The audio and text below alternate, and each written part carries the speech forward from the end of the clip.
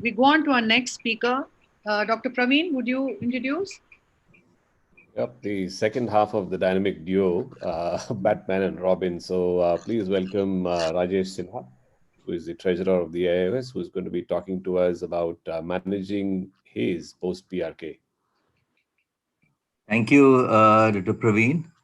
And I'll just share my slides.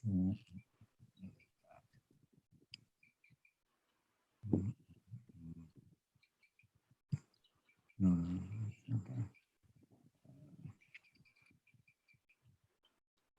I'm sorry. I'll just share my slides. Do you have any question for Namrata? Any of the... Okay, I think he's sharing his screen. Okay. Okay. Sorry for the...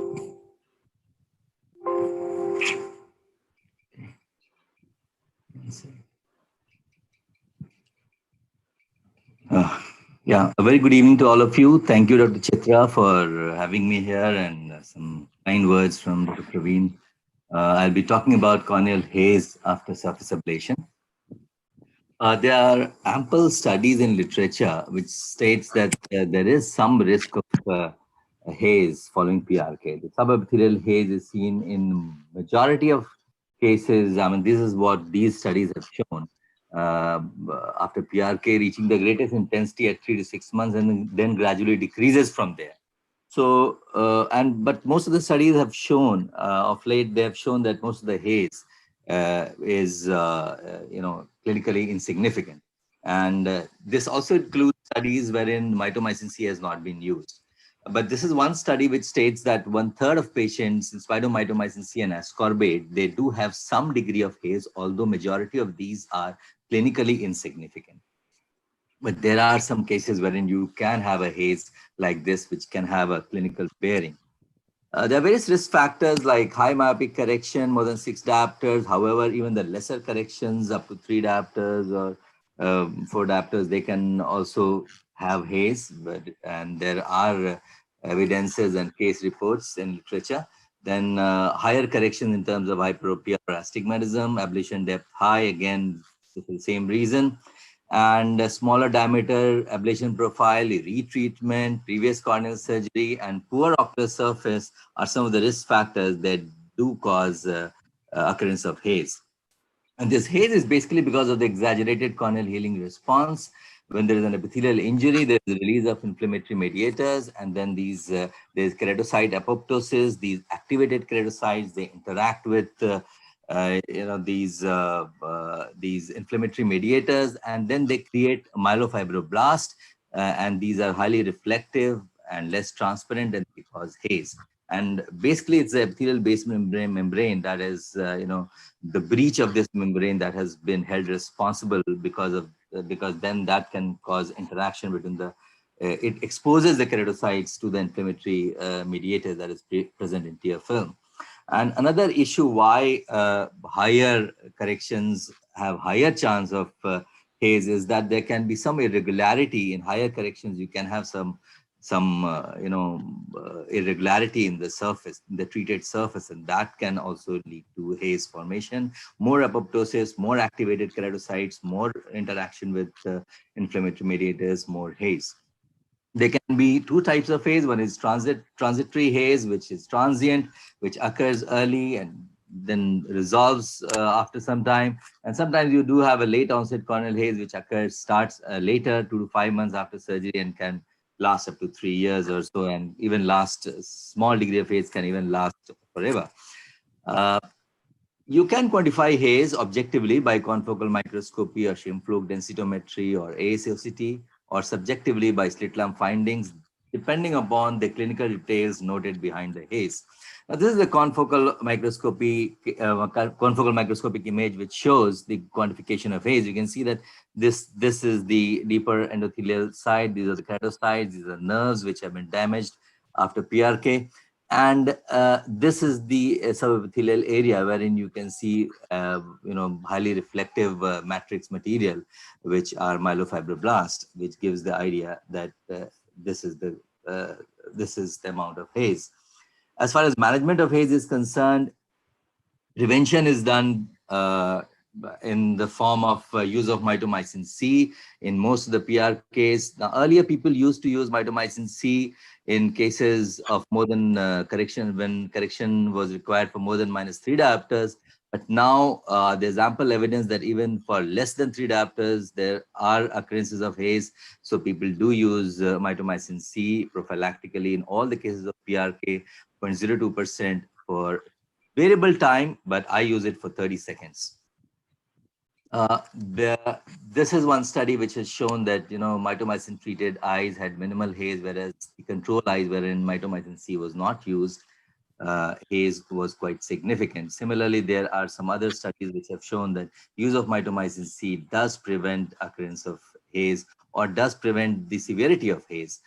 This is a safety study, the US Army study, which states that PRK with mitomycin C for 30 seconds had no measurable levels of mitomycin C in blood, and it has systemic safety. There are some other agents like topical steroid within the first 72 hours is supposed to prevent haze formation. Now, there is a concept that majority of us, we feel that in the first 48 to 72 hours, till the time there is epithelial healing, we should not use topical steroid. That will prevent the epithelial healing. But there are a couple of studies which have shown, which have compared use of steroid in the first 72 hours and later, and they have found out that in those cases wherein steroid was used in the first 72 hours, the amount of haze was lesser for the similar amount of correction. And high dose of vitamin A, vitamin E, and vitamin C have also been advocated. Some newer modalities like plasma rich in growth factors or topical interferon alpha 2B has anti-scarring effect. Anti-TGF drug like trichostatin A. Now, a word about trichostatin A or anti-TGF drug before gene therapy. I would like to say that there are two isoforms. The TGF is basically for the corneal wound healing, and it has two isoforms, T1 and T3. T1 is more for the fibroblastic activity, like it creates more of myelofibroblast, and T3 has, when you activate T3, it inhibits fibrotic markers. So in vitro studies are being done wherein T1 stimulation is reversed by introducing T3. There are a couple of studies which have reported some good results in vitro system. Maybe with time, we will be able to know about it. And of course, gene therapy has also been done. If there is occurrence of haze, then as far as surgical treatment is concerned, superficial debridement with application of topical mitomycin C, followed by polishing with burr, helps in many cases. What I have seen, the diamond burr, which we normally use in most of these cases wherein, like post-pterygium surgery, polishing, even in these haze, diamond burr is quite useful. And of course, PTK with mitomycin C, 0.02% is used for removing the haze. Just a word about the duration of mitomycin C. For prophylaxis, in cases wherein you are doing a PRK and using MMC for prophylaxis, it is used for slightly lesser duration. I use it for 30 seconds. And for treating a haze, I go a little longer, and that is 45 seconds. Some studies have, used it up to 1 minute or up to 2 minutes, but I use it only for 45 seconds if I have to treat a case of haze wherein I have done PTK. Just one more point, that you can have some degree of myopia if you have a significant haze. That haze causes pseudomyopia, so there's no need to treat that myopia additionally. First, the haze should be removed with PTK, and that will take care of the pseudomyopia that occurs because of haze. Thank you very much for your patient listening. Thank you, Dr. Rajesh. That was a very thorough talk. I just have one doubt. Now, if you have haze, it's not that pseudomyopia, but there is some residual error. And it's difficult to measure the corneal thickness if there is presence of haze. So what would you do that? Would you, in such a situation, do a PRK over a PRK? I would, if it's a significant haze, I would first remove the haze with PTK and won't correct for myopia, because if there's a significant haze, depending, I see how much is the degree of myopia.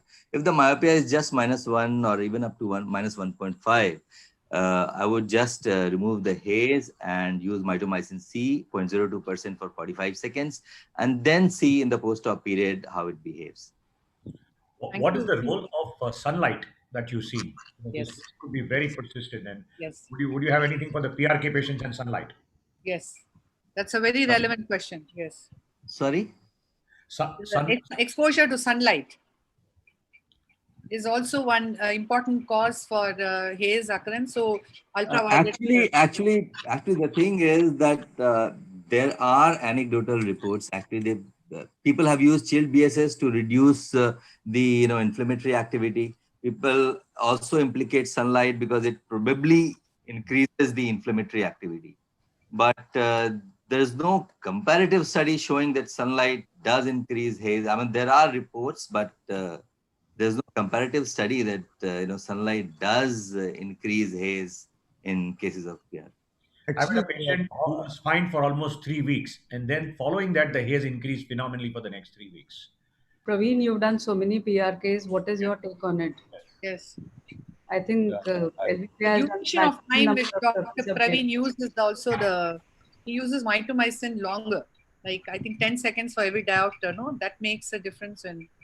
Yeah. So the number of cases we've had to retreat for haze have been, I think I remember only one case in the last 14 years or so that we had to retreat for haze after PRK. So I think it has to do with the mitomycin C duration. And like Dr. Mehta asked, the sunlight exposure is something that we emphasize. Everybody use UV protection after surgery. There actually is an observation that during the months of summer, patients tend to come back with more haze as compared to the months of winter. And there seems to be a biphasic variation there as well. So there is some correlation. And so we tell them to make sure that they protect their eyes from UV light. Just to add to what Praveen already mentioned, what Himanshu asked, it's already well documented, something called holiday haze, where immediately after PRK, patients went on a skiing holiday and many of them came back with haze. So there is some correlation, but not absolutely established in literature, but the incidence of haze increases once you are exposed to UV light. And that's the reason that we recommend usage of protective glasses for a longer period, like steroid drops also after PRK compared to flap LASIK. How long the UV protective glasses? Actually, UV rays increase apoptosis. And when there is increased apoptosis, there is greater, there's an increase in the extra cellular space. And that has been, implicated, that has been probably, suggested as probably one of the reasons why. And these activated keratocytes plus the increased swelling because of the increased extracellular space, because of increased apoptosis, because of UV rays, probably has some role to play. Now Rajesh is speaking like a professor. No. Rajesh was given a wonderful talk. Last question. When would you stop that enough is enough and do a PTK? In a haze? Yes, 3 months, 6 months. When would you decide that now enough is enough? Steroids are not working, the haze is increasing, and I'll do PTK now. What's your cutoff factor? I think 6 months. Dr. Praveen, anything? Praveen? He has no experience. He says he doesn't have haze in his sight. I didn't say that. I said somebody who requires retreatment. I think only one we had to do. Actually, it's so variable because many of these patients are referred. Many of the patients are referred. So it's so variable time that, So Praveen, what is your secret of success? You have no haze. Yeah. It's no mitomycin C. How much? What? 10 seconds per diopter. Sorry? 10 seconds for a diopter. And I think he would correct even up to beyond 8, I think, no? If the corneal thickness allows. I think in the beginning, 9. There is an anecdotal patient that Praveen likes to talk about, and in the end he discloses who that patient is. But I think paucity of time, we are going to